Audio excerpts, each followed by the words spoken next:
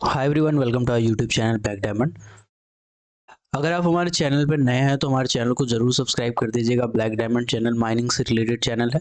चाहे आप mine management की तैयारी कर रहे हो, सेकंड क्लास की तैयारी कर रहे हो, फर्स्ट क्लास की तैयारी कर रहे हो, डीजीएमएस एग्जाम की तैयारी कर रहे हो, कोल माइनिंग की, मेटल माइनिंग की, सबके लिए एक चैनल है। इसको जरूर सब्सक्राइब कर दीजिएगा। सिर्फ और सिर्फ माइनिंग के लोगों के लिए फोकस्ड है ये चैनल।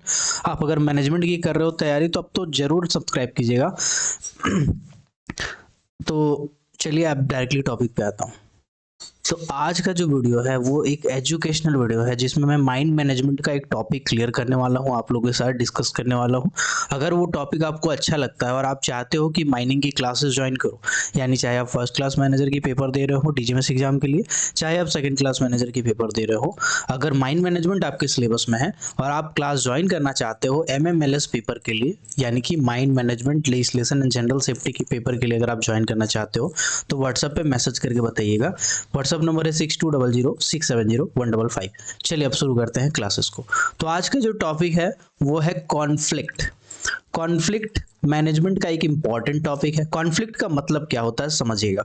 तो बेसिकली कोई भी ऑर्गेनाइजेशन है, जैसे कोई कंपनी, फॉर एग्जांपल मैं ले लेता हूँ कोल इंडिया लिमिटेड, सीआईएल। सीआईएल में बहुत सारी माइंस है, बहुत सारे सब्सिडरी कंपनी है। कोई भी एग्जांपल ले लेता हूँ बीसीसीएल, ठीक है। अब मान के चलिए बीसीसीएल में कभी भी कोई भी विद्रोह हो गया, मतलब मान के चलिए बीसीसीएल जो पेमेंट दे रहा है, वर्कर को लगता है कि वो पेमेंट हमारा बहुत खराब पेमेंट है, इस पेमेंट को बढ़ाना चाहिए। यानी जो फॉर एग्जांपल अगर आप डीए दे रहे हो 40% 42%, तो इसको बढ़ा के 50% करना चाहिए, क्योंकि महंगाई बढ़ चुका है। तो ये भी एक कॉन्फ्लिक्ट है। साथ ही साथ मान के चलिए कि बीसीसीएल के किसी माइंस में एक मैनेजर आया, और मैनेजर आने के बाद वो वर्कर को बहुत ज़्यादा स्ट्रिक्ट काम कराने लगा है, तो वर्कर को मैनेजमेंट से, मैनेजर से प्रॉब्लम होने लगा है। तो ये भी एक तरह से कॉन्फ्लिक्ट हो गया है, ठीक है। तो कॉन्फ्लिक्ट अलग अलग टाइप के हो सकते हैं, अलग अलग सिचुएशन पे हो सकते हैं, ऑर्गेनाइजेशन के बीच में हो सकते हैं, दो आदमी के बीच में हो सकते हैं, ग्रुप के बीच में हो सकते हैं। इन सभी को आप कॉन्फ्लिक्ट में ही मानोगे, ठीक है। तो हम क्या किए, एलसी काकू साहब का जो किताब है उसका पीडीएफ बना लिए हैं, क्योंकि बहुत बेस्ट बुक है, और लाइन बाय लाइन हम लोग देखेंगे, समझेंगे और आगे बढ़ेंगे, ठीक है। फिलहाल मैं पहले कॉन्फ्लिक्ट के बारे में आपको बता देता हूँ।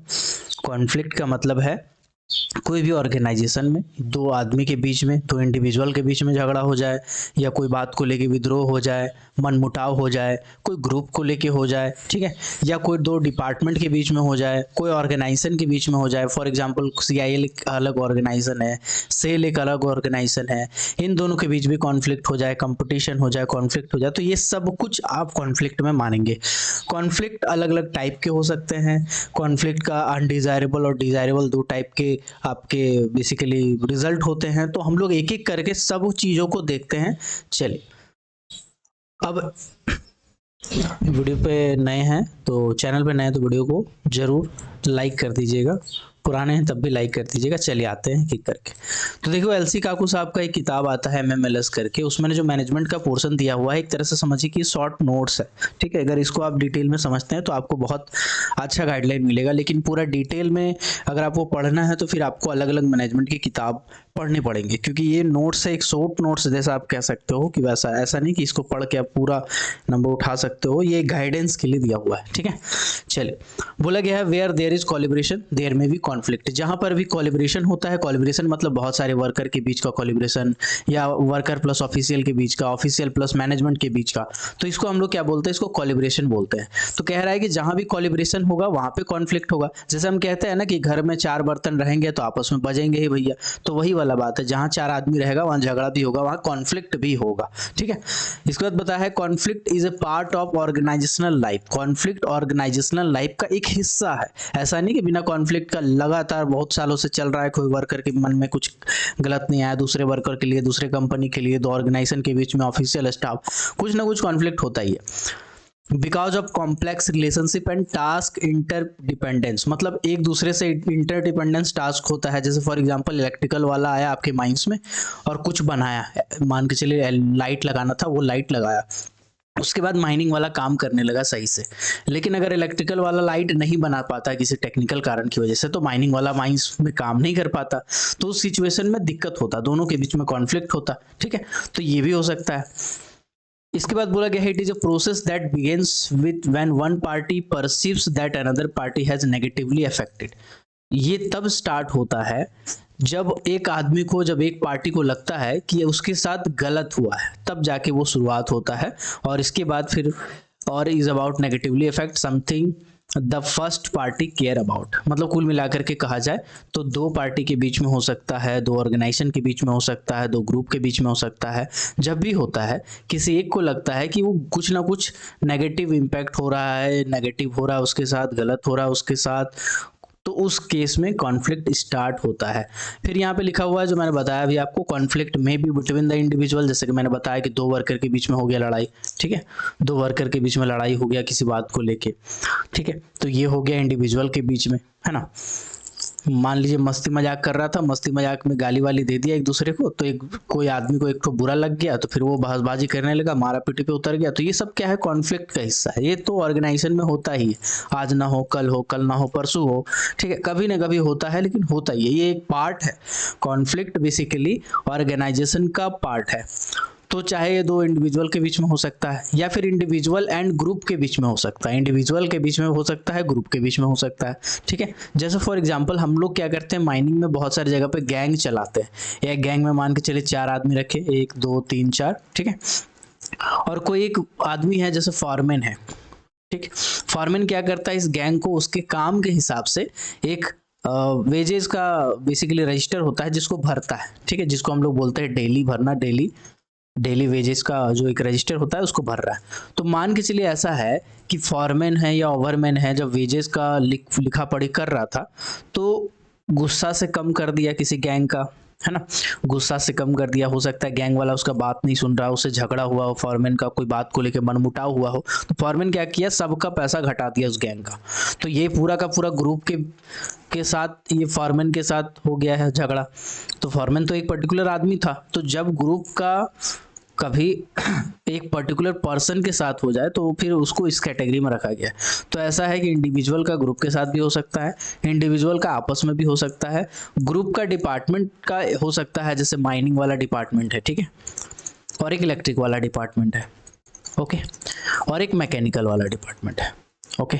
अब समझिएगा सिचुएशन में बता रहा हूँ। एक माइंस में एसडीएल चलता है, साइड डिस्चार्ज लोडर इसको कहते हैं। तो एक माइंस में एसडीएल चलता है, अंडरग्राउंड का एक मशीनरी है, ठीक है। तो माइनिंग वाला को एसडीएल से प्रोडक्शन होता है अच्छा खासा, है ना, एसडीएल से प्रोडक्शन होता है। अब एसडीएल में कोई ब्रेकडाउन आ गया, अब ये ब्रेकडाउन को सॉल्व करने के लिए माइनिंग वाला को लगा कि इलेक्ट्रिकल का प्रॉब्लम है, तो वो इलेक्ट्रिक वाला को फोन किया कि भैया हमारा एसडीएल में ऐसा खराबी हो गया, आके बनाओ।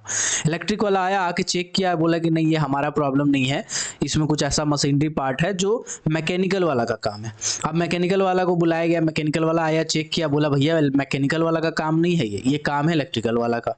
अब माइनिंग वाला चूंकि टेक्निकल नॉलेज उतना नहीं है एसडीएल के पार्ट के बारे में, तो उसको पता नहीं चल पा रहा है कि भाई ये काम किसका है। इलेक्ट्रिकल वाला बोल रहा है मैकेनिकल का काम है, मैकेनिकल वाला बोल रहा है इलेक्ट्रिकल का काम है, दोनों का आपस में बहस हो रहा है। माइनिंग वाला बेचारा परेशान है कि उसका प्रोडक्शन नहीं हो रहा है। तो ये सिचुएशन भी हो सकता है कि दो ग्रुप के बीच में, दो डिसिप्लिन के बीच में, दो डिपार्टमेंट के बीच में ऐसा झगड़ा हो, माइनिंग वाला, इलेक्ट्रिकल वाला, मैकेनिकल वाला आपस में कॉन्फ्लिक्ट क्रिएट कर रहा है, पता ही नहीं चल रहा है कि काम किसका है, एक दूसरे पे दोषारोपण कर रहा है कि इसका गलती से ऐसा खराब हुआ, उसका गलती से खराब हुआ, ऐसा हुआ वैसा हुआ, ठीक है।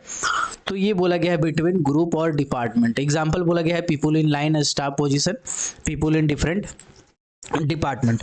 स्टाफ एंड लाइन पोजीशन क्या होता है, जब आप मैनेजमेंट का पढ़ोगे, बेसिक आप जब पढ़ोगे मैनेजमेंट का, तो उस टाइम आपको बताया जाता है कि, रुकिए मैं आपको समझा देता हूँ, जस्ट अ सेकेंड, रुक जाओ, थोड़ा सा ले लोगे जानकारी तो कोई दिक्कत नहीं है ना, जस्ट अ सेकेंड।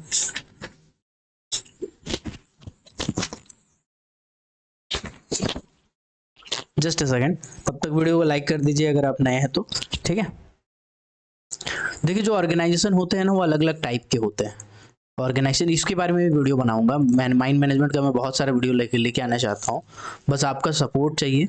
अगर आप कमेंट करके बताओगे कि और वीडियो लाओ तो लाऊंगा, अगर आपका रिस्पॉन्ड नहीं आएगा तो फिर मैं बंद कर दूंगा लाना, ठीक है। तो ऑर्गेनाइजेशन के बहुत सारे टाइप होते हैं, इसमें एक होते हैं और लाइन ऑर्गेनाइजेशन, ठीक है। इसके बाद एक होता है फंक्शनल ऑर्गेनाइजेशन, फिर एक हमारा होता है line within staff organisation, और एक होता है हमारा लाइन इन स्टाफ ऑर्गेनाइजेशन। ये अलग अलग टाइप के ऑर्गेनाइजेशन के टाइप्स होते हैं। जब भी कोई कंपनी बनाया जाता है, कोई ऑर्गेनाइजेशन बनाया जाता है, फॉर एग्जांपल CIL जो बनाया गया है, फॉर एग्जांपल जो मिलिट्री जो बनाया गया है, मिलिट्री भी एक तरह से ऑर्गेनाइजेशन हो गया। फॉर एग्जांपल जो टीचिंग वाले बहुत सारे डिपार्टमेंट होते हैं, फॉर एग्जांपल कोई मिनिस्ट्री की अगर मैं बात करूं, तो ये सब के सब अलग अलग ऑर्गेनाइजेशन है। इनको अलग अलग कैटेगरी में बांटा गया है। Line organisation, function organisation, line within staff organisation, line and staff organisation, जिसमें सबसे पहले आता है लाइन ऑर्गेनाइजेशन। इसमें क्या होता है, एक पर्टिकुलर आदमी होता है, ठीक है, उस आदमी के अंदर में पूरा का पूरा डिपार्टमेंट होता है, उसके नीचे एक दो आदमी हो सकता है, जबकि पूरा का पूरा वो कमांड करेगा, पूरा का पूरा वो कंट्रोल करेगा। फॉर एग्जांपल आर्मी जो होता है वो लाइन ऑर्गेनाइजेशन के अंदर में आता है, ठीक है। आर्मी जो होता है वो लाइन ऑर्गेनाइजेशन के अंदर में आता है। ऊपर का जो आदमी अधिकारी बोल दिया वही पूरा का पूरा बात फॉलो होता है, ठीक है, बाकी उसके इंस्ट्रक्शन को फॉलो करते हैं। दूसरा होता है हमारा फंक्शनल ऑर्गेनाइजेशन। इसमें हम क्या करते हैं, इसमें हम लोग फंक्शन के हिसाब से अलग अलग डिपार्टमेंट को बांट देते हैं। डिफरेंट डिपार्टमेंट को हम फंक्शन के हिसाब से बांट देते हैं। जैसे माइनिंग एक डिपार्टमेंट हो गया जिसका काम है प्रोडक्शन करना।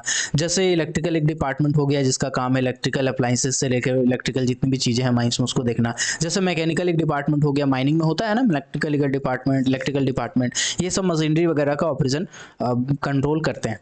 इसके बाद होता है line within staff organisation, ठीक है। तो ये बेसिकली एक ऐसे कंपनी होती है जिसमें next level to lower level से एक दूसरे को सब कंट्रोल करता है, ठीक है। जैसे एक एग्जांपल दे सकते हैं कि एक मालिक है ना, मालिक के नीचे एक मैनेजर रखा हुआ है, ठीक है, मैनेजर के नीचे एक असिस्टेंट मैनेजर रखा हुआ है, मैनेजर के नीचे वर्कर रखा, असिस्टेंट मैनेजर के नीचे वर्कर रखा हुआ है, ठीक है। ये एकदम पैरेलल है, एकदम सीधा है। ऐसा नहीं कि मैनेजर के साथ एक अलग मैनेजर है जो इलेक्ट्रिकल का है, एक अलग मैनेजर है जो आपका मैकेनिकल का है, ऐसा नहीं है। सीधा मालिक है, मालिक के नीचे एक आदमी, उसके नीचे एक आदमी, उसके नीचे एक आदमी, उसके नीचे, मतलब एक तरह से देखा जाए line within staff organisation, ठीक है। इसको बोलते हैं लाइन विद इन। जितना भी PSU होता है उसका स्ट्रक्चर ऐसा नहीं है, ठीक है। जितना PSU होता है उसका स्ट्रक्चर ऐसा नहीं होता है। कोई पर्टिकुलर डिसिप्लिन जो होता है ना, पर्टिकुलर डिसिप्लिन के लिए जो डिपार्टमेंट बनाया जाता है उसमें ऐसा हो सकता है, ठीक है, उसमें ऐसा पर्टिकुलर हो सकता है। अब लाइन एंड स्टाफ ऑर्गेनाइजेशन में जितने भी PSUs आते हैं वो आते हैं, जैसे CIL हो गया, जैसे मॉइल हो गया, जैसे सेल हो गया, जैसे आपका नालको हो गया, बाल्को हो गया, ये सब जितने भी PSUs हैं ये सब लाइन एंड स्टाफ ऑर्गेनाइजेशन के बीच में आता है। इसमें क्या होता है, इसमें मान के चलिए कि एक ऑनर है या CEO है, ठीक है। इसके बाद CEO के बाद बोर्ड ऑफ डायरेक्टर है, बोर्ड ऑफ डायरेक्टर। इसमें बहुत सारे मेंबर है, ऐसा नहीं कि एक डायरेक्टर है, बहुत सारे डायरेक्टर, 10 ठो 12 ठो मान के चलिए डायरेक्टर है। इसके बाद मान के चलिए GM है जो एरिया लेवल पे संभालते हैं, अलग अलग डिसिप्लिन लेवल पे संभालते हैं। GM इन्वायरमेंट है, GM इलेक्ट्रिकल है, GM मैकेनिकल है, ऐसा करके। इसके बाद इसके नीचे में क्या होते हैं, इसके नीचे मान के चलिए हमारा एजेंट होता है जो डायरेक्टली ऑनर के लिए रिस्पॉन्सिबल होता है। अलग अलग एरिया का अलग अलग एजेंट हो सकता है 12 ठो एजेंट हो कंपनी में, पूरा 13 ठो एजेंट हो, 20 ठो एजेंट हो, ऐसा करके। एजेंट के बाद मैनेजर है। मैनेजर भी ऐसा नहीं कि एक पर्टिकुलर माइंस का एक मैनेजर है, पर्टिकुलर माइंस का मैनेजर तो है ही, साथ में इलेक्ट्रिकल का एक अलग मैनेजर है, मैकेनिकल का एक अलग मैनेजर है, सर्वे का एक अलग मैनेजर है। इसके बाद हम माइनिंग डिपार्टमेंट की बात करें तो इसमें भी असिस्टेंट मैनेजर है, इलेक्ट्रिकल की बात करें तो इसमें भी असिस्टेंट मैनेजर है, मैकेनिकल की बात करें तो इसमें भी असिस्टेंट मैनेजर है, सर्वे की बात करें तो इसमें भी असिस्टेंट मैनेजर है। इसके बाद असिस्टेंट मैनेजर के नीचे अगर बात करें माइनिंग वाले में फॉरमैन है या ओवरमैन है या माइनिंग सरदार है या माइनमेट है। और अगर इलेक्ट्रिकल की बात करें तो इसमें आपका जो भी है फॉरमैन इलेक्ट्रिकल है, ठीक है। उसके बाद अगर मैकेनिकल की बात करें तो उसमें भी ऐसा ही सिचुएशन है। फॉरमैन के बाद माइनिंग सरदार के बाद इसके बाद यहाँ पे कंपिटेंट पर्सन आ जाते हैं, ठीक है। इसके बाद वर्कर है। तो ये पर्टिकुलर एक सिस्टम है जो बना हुआ है, ये आता है लाइन एंड स्टाफ ऑर्गेनाइजेशन के अंदर। तो नाम आया तो मैं सोचा एक्चुअली आपको बता दिया जाए। तो यही बोला गया यहाँ पे लाइन एंड स्टाफ पोजीशन, जो कि मैंने बताया जितने भी PSU सेक्टर के होते हैं इसमें ग्रुप और डिपार्टमेंट के बीच में कॉन्फ्लिक्ट होते हैं बहुत सारे, जिसका एग्जांपल मैंने दिया। इसके बाद होता है इंटर ऑर्गेनाइजेशन मतलब एक ऑर्गेनाइजेशन का दूसरे ऑर्गेनाइजेशन के साथ जो कॉन्फ्लिक्ट होता है वो, जैसे सेल है, जैसे मॉइल है, जैसे नालको है। ये तीनों के तीनों मेटल माइनिंग की कंपनी है, ठीक है। अब मान के चलिए सेल बनाता है स्टील, नालको हटा देते हैं, यहाँ पे टाटा स्टील बता देते हैं, ठीक है। मॉइल भी बनाता है स्टील, टाटा भी बनाता है स्टील। अब ये तीनों आपस में कंपटीशन करेंगे, आपस में पैसा को लेके कम्पीट करेंगे, बहुत सारी चीज़ों को लेके कॉन्फ्लिक्ट होता रहेगा, ठीक है। तो इसको बोलते हैं inter organisational conflict. Okay, I hope आपको समझ में आया होगा। चलिए अब आते हैं सोर्सेस ऑफ कॉन्फ्लिक्ट के अंदर में, ठीक है। अगर आपको समझ में आ रहा है तो वीडियो को लाइक कर दीजिए और एक बार कमेंट एक प्यारा सा कमेंट छोड़ दीजिए। अगर समझ में आ रहा है तो प्यारा सा एक कमेंट छोड़ दीजिए, आपको कुछ नहीं जाएगा, 1 मिनट का समझ आएगा, लेकिन मुझे बहुत अच्छा लगता है देख के, एक मोटिवेशन आता है। तो जब भी आते हो लाइक कर दिया कीजिए, करो यार, ठीक है। चलिए अब आते हैं sources of conflict. Sources of conflict में क्या लिखा हुआ है, एक एक करके समझते हैं। Conflict of interest over deployment of resources, occupation of space, fund, material resources, man power, facilities. मतलब कोई भी चीज को लेके कॉन्फ्लिक्ट हो सकता है। कॉन्फ्लिक्ट मतलब झगड़ा का जड़ क्या हो सकता है, क्या है भैया झगड़े का जड़? तो झगड़े का जड़ कुछ भी हो सकता है। मैन पावर भी हो सकता है कि इसके पास इतना मैन पावर है, मेरे पास कम है, ठीक है। मान के चलिए एक असिस्टेंट मैनेजर बोलेगा कि आप दूसरे वाले शिफ्ट में 20 ठो मैन पावर दिए, हमारे वाले में 10 ठो मैन पावर दिए, ये कहाँ का नाइंसाफी है, ठीक है। तो ये हो गया कॉन्फ्लिक्ट का जड़। फैसिलिटी, किसी को कुछ फैसिलिटी दे रहे हैं, किसी को कुछ दे रहे हैं, किसी को मटेरियल रिसोर्सेज कुछ मिल रहा है, किसी को कुछ मिल रहा है, कुछ डिपार्टमेंट को ज़्यादा फंडिंग मिल रहा है, किसी को कम मिल रहा है। ऑक्यूपेशन ऑफ स्पेस है ना, मतलब ऐसा है कि असिस्टेंट मैनेजर काम कर रहा है अपने हिसाब से, और मैनेजर आके बार बार उसके काम में उंगली कर रहा है कि ऐसे मत कीजिए, वैसे मत कीजिए, ऐसे मत कीजिए। तो ऑक्यूपेशन ऑफ स्पेस है ना भाई, जो काम वो असिस्टेंट मैनेजर कर सकता है, जो करवा सकता है, उस जगह पे बिना मतलब का मैनेजर खड़ा होकर असिस्टेंट मैनेजर का बेइज्जती कर रहा है। तो ये भी हो सकता है occupation of space. Deployment of resources, इसको लेके भी हो सकता है। जब डिप्लॉयमेंट करते हैं, जैसे मान के चलिए कोई मैन पावर है, कोई आदमी है, उसको हम लोग कोई काम दे दिए। फॉर एग्जांपल वो आदमी था, वो इलेक्ट्रिकल का काम करता था, तो उसको हम बोले कि भाई जो मोटर है पंखा वाला वो बना दो, ठीक है। पंखा का जो मोटर है ऑक्सिलरी फैन का, वो बना दो। तो वो बोलता है कि मेरे को ही खाली हार्ड काम देते हो, दूसरा वाला जो इलेक्ट्रीशियन है उसको आप हार्ड काम नहीं देते, उसको पाल के रखे हो, वो आपका बच्चा है क्या? हाँ, हमको काहे सता रहे हो? तो ये सब कॉन्फ्लिक्ट का ही कारण है सर, ये सब कॉन्फ्लिक्ट का ही कारण है। कंपनसेशन सिस्टम, ये भी कॉन्फ्लिक्ट क्रिएट कर सकता है कंपनी के बीच में, है ना। कंपनसेशन सिस्टम, अगर किसी व्यक्ति का डेथ हो जाता है तो नौकरी मिल रहा है, जो मुआवजा मिल रहा है, तो उसका भी एक पर्टिकुलर नियम होना चाहिए, है ना। एक पर्टिकुलर ऐसा होना चाहिए कि वो सामने वाला सेटिस्फाइड हो सके। इसके बाद बोला गया conflict of role incompatible operating goals because of lack of clarity, dependent area और रिस्पॉन्सिबिलिटी। मतलब कुल मिलाकर के बोला गया लेक ऑफ क्लियरिटी, कि बेसिकली क्लियरिटी नहीं है कि किसका क्या काम है, किसका कौन सा एरिया है। अगर हम इसको डिफाइन नहीं करेंगे तो आपस में एक दूसरे के बीच में कॉन्फ्लिक्ट होगा। तो हमको एरिया सेपरेट करना, काम डिवाइड करना, ये सब पहले ही कर देना चाहिए, ताकि ऐसा कभी उत्पन्न ना हो। Difference in values, perception, educational background, इसको लेके भी होता है। एजुकेशनल बैकग्राउंड को लेकर कुछ ज़्यादा होता है। जैसे फॉर एग्जांपल जो माइनिंग सरदार फील्ड से बने होंगे, ठीक है, उनको लगेगा कि मेरे पास एक्सपीरियंस बहुत ज़्यादा है, तो कंपनी का कभी भी कोई वैकेंसी आता है तो मेरे को ज़्यादा प्रीफर करना चाहिए, क्योंकि मैं 10 साल से एक्सपीरियंस में हूँ। कोई लड़का है जो डिप्लोमा वाला है, ठीक है, डिप्लोमा के बाद 5 साल का एक्सपीरियंस ले लिया, तो उसको वही बराबर का पोस्ट मिल गया जो फील्ड वाले को 10 साल में मिला था। कोई बीटेक वाला है, बीटेक वाले को 2 साल का एक्सपीरियंस मिल गया साथ में, तो फिर वही एलिजिबिलिटी हो गया उसका भी। तो अब देखिए, फील्ड वाले को 10 साल का एक्सपीरियंस मांग रहा था कोई वैकेंसी में, डिपार्टमेंटल वैकेंसी में, और डिप्लोमा वाले को 5 साल मांगा और बीटेक वाले को 2 साल मांगा।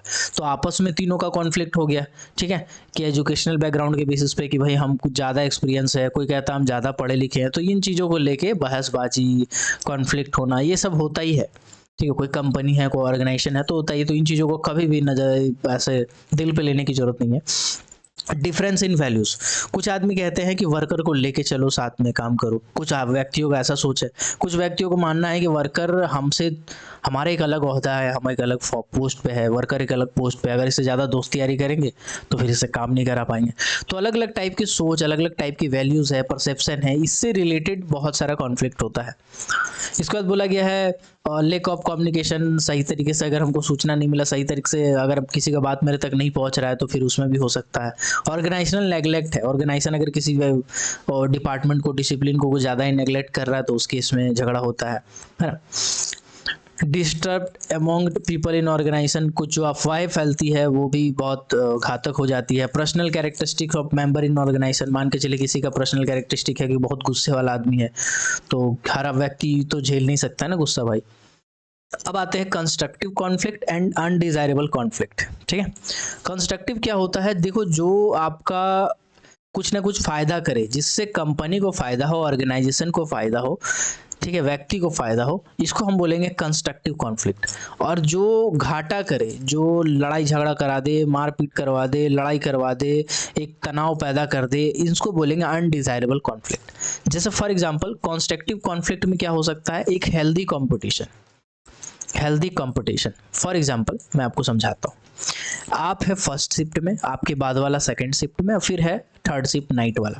फर्स्ट शिफ्ट का व्यक्ति 100 टन प्रोडक्शन किया, तो सेकंड शिफ्ट का आदमी उसको देखा, उसको लगा कि अरे यार ये 100 टन किया, रुको मैं दिखाता हूँ इसको। ये कॉन्फ्लिक्ट ही है कि सामने वाले के लिए भावना है कि रुको मैं उसको दिखाता हूँ। ये सामने वाला 110 टन का प्रोडक्शन किया। अब नाइट शिफ्ट वाला दोनों को देखा तो समझ गया कि दोनों को चल रहा है कंपटीशन, कॉन्फ्लिक्ट, तो रुको मैं इन दोनों को दिखाता हूँ। तो 120 टन का प्रोडक्शन किया। तो एक तरह से इससे क्या हो रहा है, कंपनी को फायदा हो रहा है ना भाई। कंपटीशन का जो ये सिचुएशन क्रिएट किया है, इससे हो तो रहा है कंपनी को फायदा, ठीक है ना, ये हो तो रहा है कंपनी को फायदा, लेकिन ये एक तरह से कॉन्फ्लिक्ट ही है। तो ऐसा नहीं कि हर कॉन्फ्लिक्ट से फायदा ही हो, हर कॉन्फ्लिक्ट से फायदा ही मतलब घाटा ही हो, फायदा भी होता है, ठीक है, कॉन्फ्लिक्ट से फायदा भी होता है। अब कंपनी को तो फायदा हो रही है, साथ में कंपटीशन की भावना आ रही है।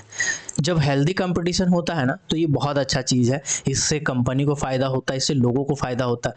अब ये जो प्रोडक्शन निकालने के लिए एड़ी चोटी लगाया व्यक्ति, उसका दिमाग खर्च हुआ, दिमाग बहुत ज़्यादा इस्तेमाल किया, बहुत सारा बुद्धि लगाया, बहुत सारा टेक्निक सीखा। धीरे धीरे इन लोगों की एक होता है ना फिजिकल डेवलपमेंट, मेंटल डेवलपमेंट हो रहा है बहुत सारा काम से। तो इससे व्यक्ति भी एक पॉजिटिविटी फील करता है, ठीक है, पॉजिटिविटी फील करता है, क्रिएटिविटी फील करता है। बहुत सारा जगह पे दिमाग लगा के प्रोडक्शन किया, बहुत सारा इनोवेशन किया, न्यू आइडियाज़ आए हैं इनको लेके। तो ये जो कंस्ट्रक्टिव कॉन्फ्लिक्ट है, ये बहुत अच्छा चीज़ है। कंस्ट्रक्टिव कॉन्फ्लिक्ट से हमेशा फ़ायदा ही होता है, जो हमेशा खराब नहीं है उसको बोलते हैं उस कॉन्फ्लिक्ट को कंस्ट्रक्टिव कॉन्फ्लिक्ट, ठीक है। याद रखिएगा, क्वेश्चन पूछ सकता है कि इनमें से कौन सा कंस्ट्रक्टिव कॉन्फ्लिक्ट का एग्जाम्पल है और कौन सा अनडिजायरेबल कॉन्फ्लिक्ट का एग्जाम्पल। इसलिए एक चीज़ को समझोगे ना कॉन्सेप्चुअली, तो जब क्वेश्चन देगा ना तो आप बड़ा खुश होकर मारोगे टिक, ठीक है। क्योंकि मैनेजमेंट रटने का चीज़ एकदम नहीं है। आप भले डाटा वाला चीज़ माइंड सेट रूल वगैरह में रट सकते हो, लेकिन यहाँ पर रट नहीं सकते। यहाँ पे आपको डिटेल में समझना पड़ेगा, और समझने के लिए फिर आपको डिटेल में एक एक चीज़ को पढ़ना पड़ेगा। अब उसके लिए मेरे पास, आप चाहो तो मुझे व्हाट्सअप पे मैसेज कर दे सकते हो। मैं बहुत जल्दी स्टार्ट करने वाला हूँ मैनेजमेंट का बैच, तो अगर ज्वाइन करना चाहते हो तो व्हाट्सअप कर दीजिएगा, ताकि सीट आपके हिसाब से मैं रख दूँ। व्हाट्सअप नंबर है 6200670155। इस व्हाट्सअप नंबर पर मैसेज कीजिएगा, बाकी का डिटेल मैं बता दूंगा आगे, ओके। तो अब पढ़ते हैं आगे क्या लिखा हुआ है इसमें। Conflicts are not bad, conflict is constructive when it is improve the quality of decision, encourage creativity, innovation, new ideas, act as a medium to release tension, develop solidarity, group cohesion, permits environment of self evaluation and change। तो जो मैंने आपको example दिया है ना, तो वो आपका कॉन्स्ट्रक्टिव कॉन्फ्लिक्ट का एग्जाम्पल था। अब आते हैं अनडिजायरेबल कॉन्फ्लिक्ट, जो समझिए कि सत्यानाश कर सकता है आपके वातावरण का, है ना। Conflict is undesirable and detrimental when it has negative outcome. जब इससे हमारा नुकसान हो तो हमारा समझिए कि a win loss situation. Win loss situation का मतलब होता है कि एड़ी चोटी का जोर लगा देता है एक दूसरे को नीचा दिखाने में, एक दूसरे को मतलब गलत करने में, है ना, कि भैया या तो तुम रहोगे आज या तो हम रहेंगे आज, बाहर निकलो आज तुमको बताते हैं। तो ये सब जो सिचुएशन है ये है अनडिजायरेबल कॉन्फ्लिक्ट। अब एग्जाम्पल के तौर पे समझिएगा, दो ठो वर्कर है, दोनों वर्कर के बीच में किसी को लेके तू मैं हो गया, तू मैं हुआ, उसके बाद गाली गलौज हो गया। गाली गलौज होने के बाद एक दूसरे को बहुत गंदा गंदा गाली दे दिया भैया।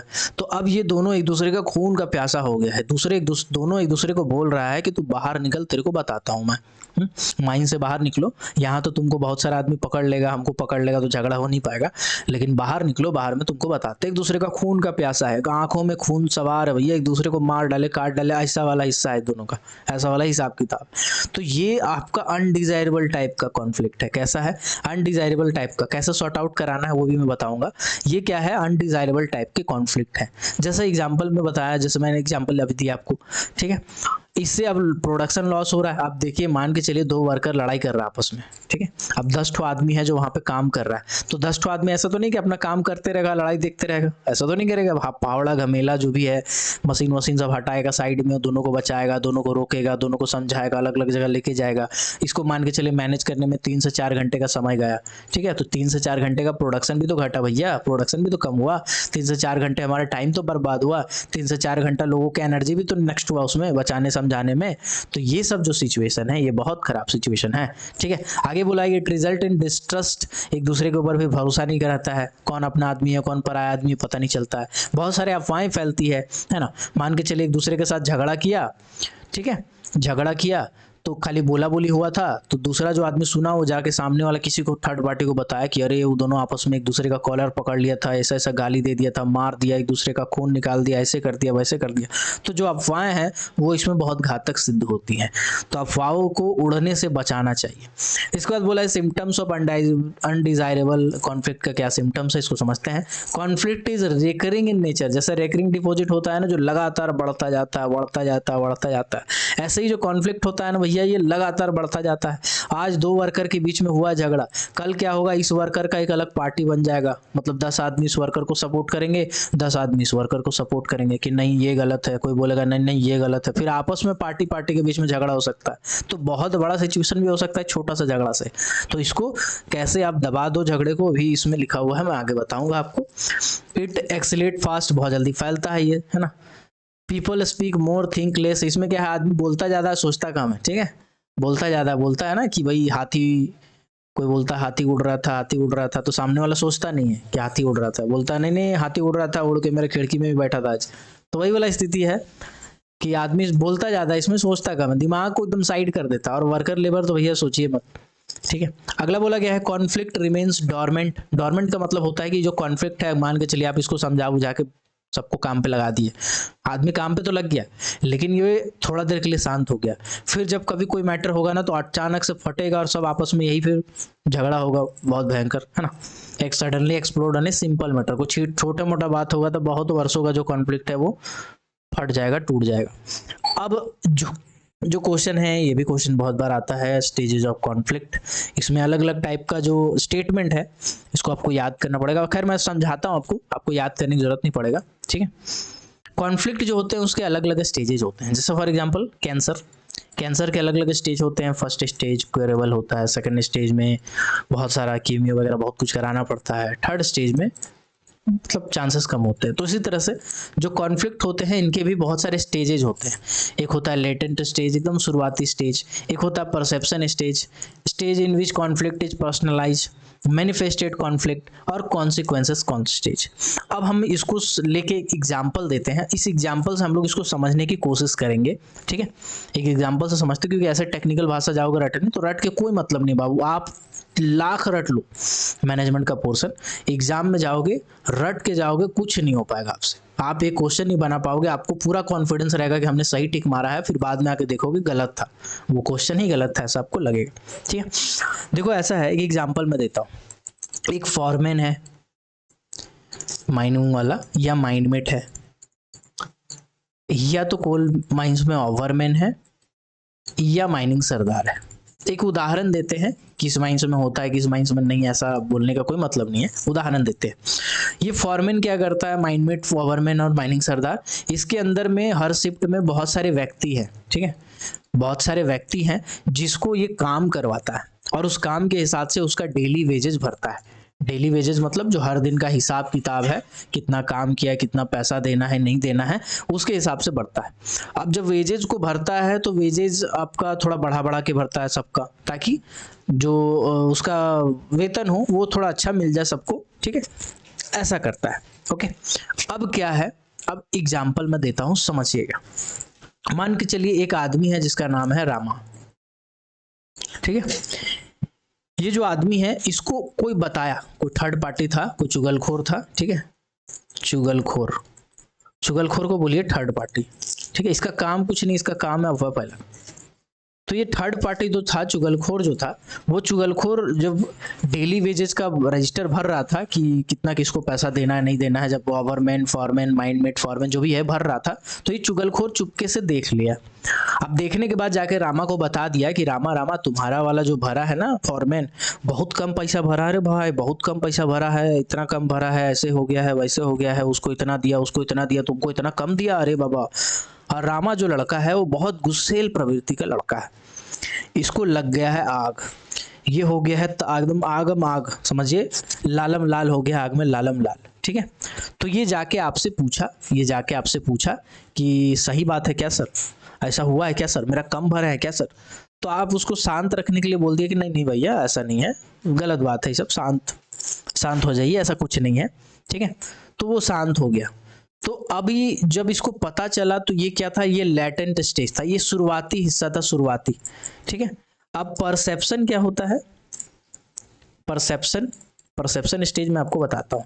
मान के चलिए वाकई में आपने थोड़ा सा उसको कम पैसा भरा था, आप फॉरमैन हो, माइनमेट हो, अवरमैन हो, माइनिंग सरदार हो, आप वाकई में, क्योंकि ऊपर का इंस्ट्रक्शन था असिस्टेंट मैनेजर का कि जो डेली वेजेज है वो फेक नहीं भरना है, आप फेक भर भर के पैसा सबका बढ़ा दे रहे थे।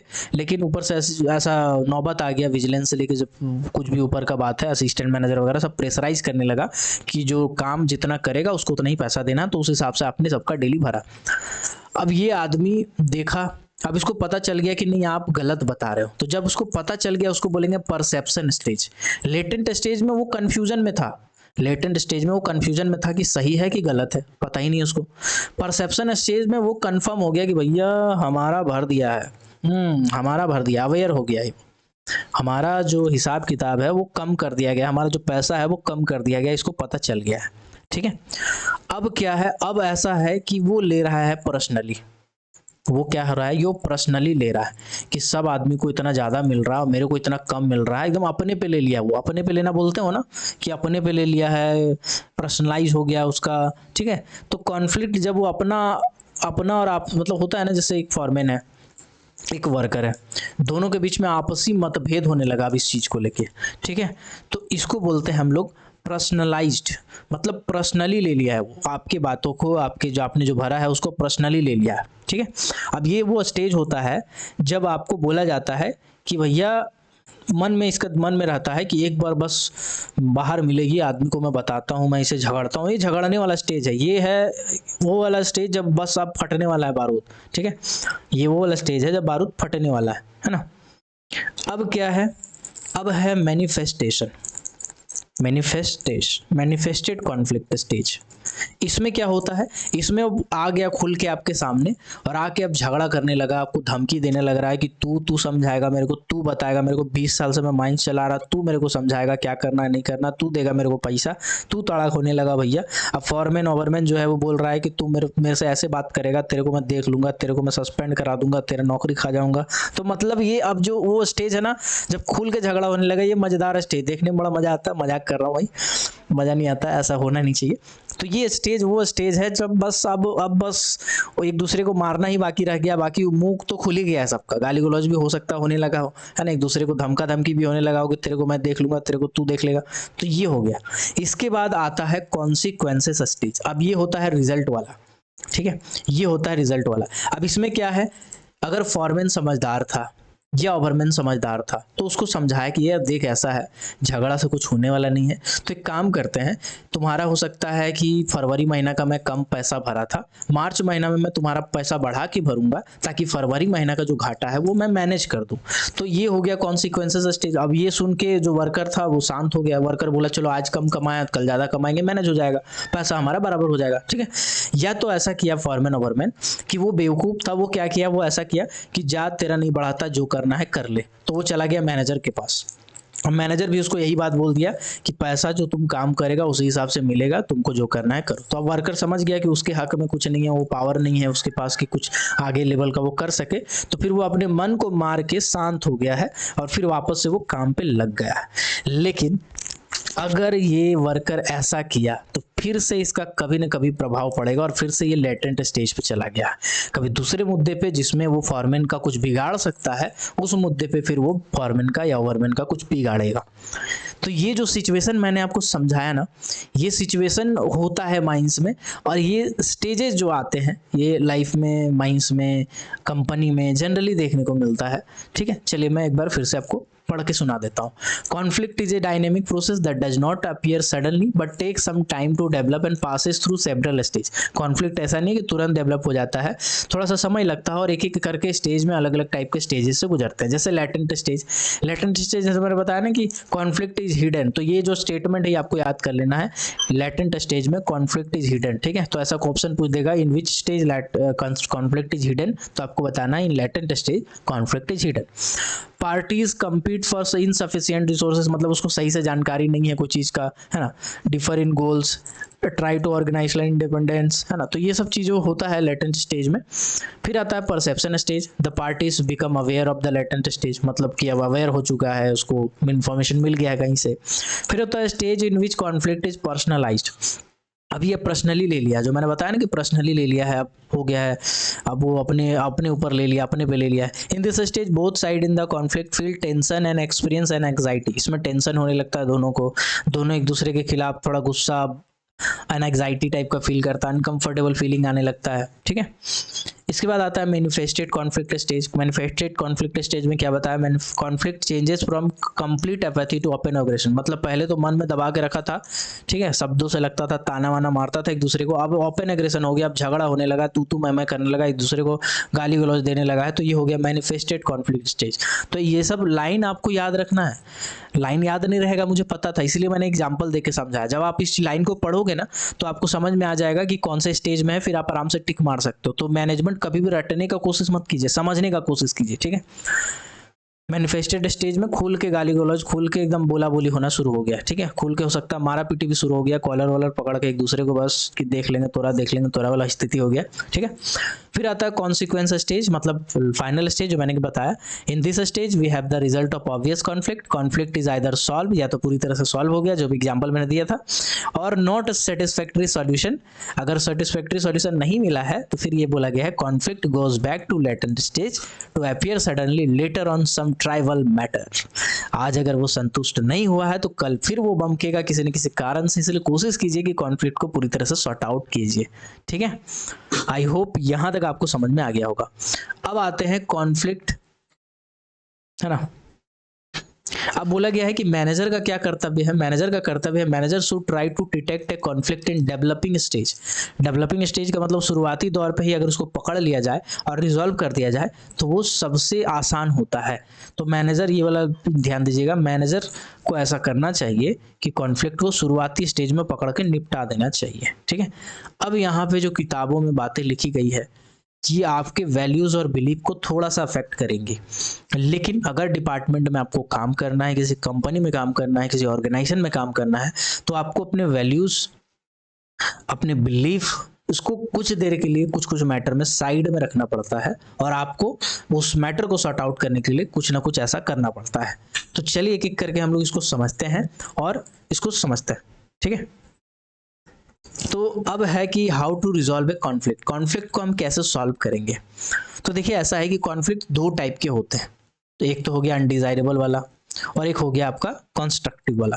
इसी तरह से यहाँ पर भी अब दो टाइप के होते हैं कॉन्फ्लिक्ट। एक होता है जो लॉजिकल बेस्ड कॉन्फ्लिक्ट होता है, लॉजिकल बेस्ड कॉन्फ्लिक्ट, ठीक है, और एक होता है हमारा इमोशनल टाइप का कॉन्फ्लिक्ट, इमोशनल टाइप का। दोनों का एग्जाम्पल हम दे दे रहे हैं आपको। एक मिनट इसको हटा देते हैं, किताब देख के पढ़ने का मेरे को ना ऐसे, ठीक है, किताब अच्छी है लेकिन मेरा अपना मानना है कि किताब पढ़ो, समझ लो, उसके बाद फिर अपनी तरीके से बताओ तो ज़्यादा अच्छा रहता है, ठीक है। चलिए समझते हैं। देखो मैंने क्या बताया, हमने बताया कि कॉन्फ्लिक्ट का अगर हम लेवल के हिसाब से बात करें तो दो टाइप होता है, एक होता है लॉजिकल लेवल पे, और दूसरा हमारा होता है इमोशनल लेवल पे। अब इसका एग्जाम्पल मैं फिर से पहले वाला लेता हूँ। मान के चलिए रामा नाम का एक आदमी है जो बहुत गुस्सैल प्रवृत्ति का आदमी है। इसको पता चला कि आप उसका जो डेली वेज रजिस्टर भरे हो, डेली वेज का जो रजिस्टर भरे हो उसमें पैसा कम भरे हो, इसको कहीं से पता चला, कोई एक चुगलखोर था जो जाके उसको बताया। अब ये जो रामा है, ठीक है, ये रामा आके फॉरमैन से, ओवरमैन से, जो भी बंदा था उससे जाके झगड़ने लगा कि हमारा ऐसा हुआ है क्या, हमारा वैसा हुआ है क्या। तो ये भी एक तरह से कॉन्फ्लिक्ट है।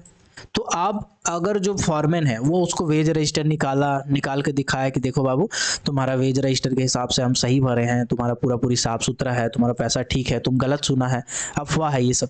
तो ये सब लॉजिकल थे। लॉजिकल हम लोग कैसे सॉल्व कर सकते हैं लॉजिकल कॉन्फ्लिक्ट को?